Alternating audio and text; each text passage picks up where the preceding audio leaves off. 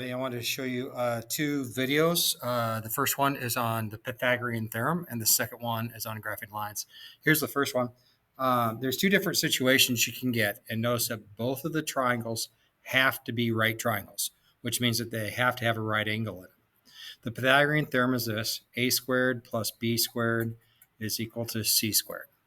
Okay, now I always have students circle the hypotenuse. The hypotenuse is the side that is opposite the right angle or the longest side. So that right there is C.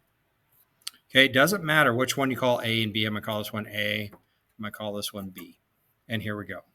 3 squared plus B squared, which is 5 squared, is equal to C squared, which is X squared. And if you call that C here, it really isn't that big of a deal, but it's called X in the problem, so I want to solve for X. 3 squared is 9 because that means 3 times 3. 5 times 5 means 25. 9 plus 25 is 34. And now I need to get X by itself. Well, there's this technique of taking the square root of both sides, which means what number times itself is that number. What number times itself is X squared? Well, that would be X.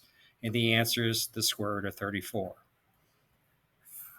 I'm not going to show in this video how to simplify, or if you can simplify something like that. We're just going to go on to the procedure of how to use the Pythagorean theorem. Here's the second one. Again, a squared plus b squared equals c squared. Okay, c is the longest side or opposite the right angle. So that's c. It doesn't matter which one of these is a or b. If you always call the horizontal one b, then that's fine. Go with it if it works for you.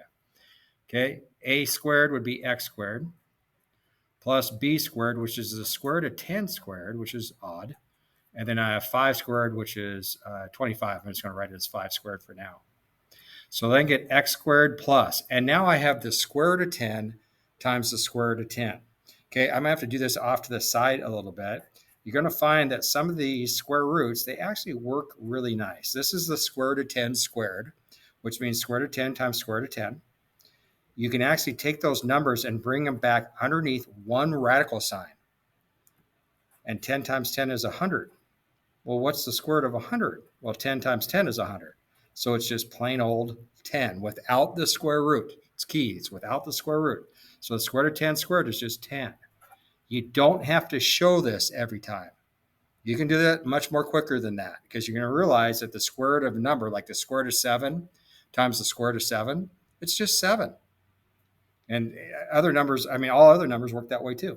5 squared is 25. Minus 10 from both sides. X squared is equal to 15. Now remember what I do? I'm at this point. I have to take the square root of both sides.